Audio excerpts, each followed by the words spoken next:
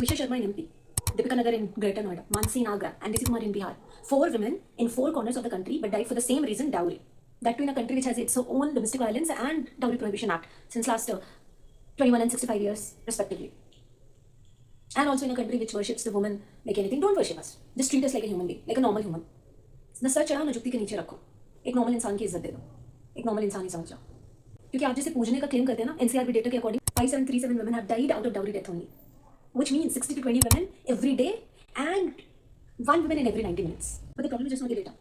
The problem is that not even the death of a human being can actually shake their in-laws in their words and actions when they choose not to show any empathy, any remorse for their dead daughter-in-law by choosing to assassinate her character, accusing her of consuming drugs, for showing ego, for not watering the plant, for making videos, for not wanting to have child and what not.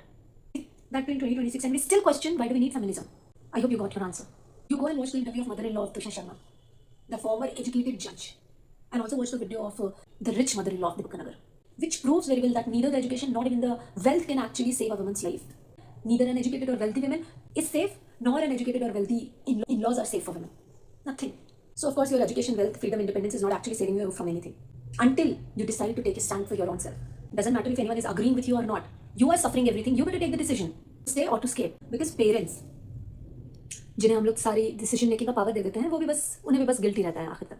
Why? Because all these lives they are busy in pleasing the society to the extent that they think it's so much fine to ask their daughter to compromise till the day it takes her life. You're just a responsibility onto them, which they want to get rid of and die in peace. Doesn't matter if this peace is actually costing your peace or you're dying every day to give them peace. सभी के case में देख लो आप. There would not have been even a single case जिसमें parents को idea नहीं था what has been going through with their daughter. But of course we have been taught to adjust, to compromise, to save our married life. Is it just on us to save our married life? Not on them? और जो एक बार आपको abuse accuse कर सकता है, वो कभी भी कर सकता है आगे. How can it be saved? It will be full of just compromises once and for all. So nobody dares to take a stand. Also because we just don't have violence problem in India. We have tolerance problem as well. That you'll have to tolerate it until the day actually you die. So don't depend on anyone. The time that you think it's not fine, get out of that shitty life, get out of that trap. And you can always build your life from scratch only if you have one.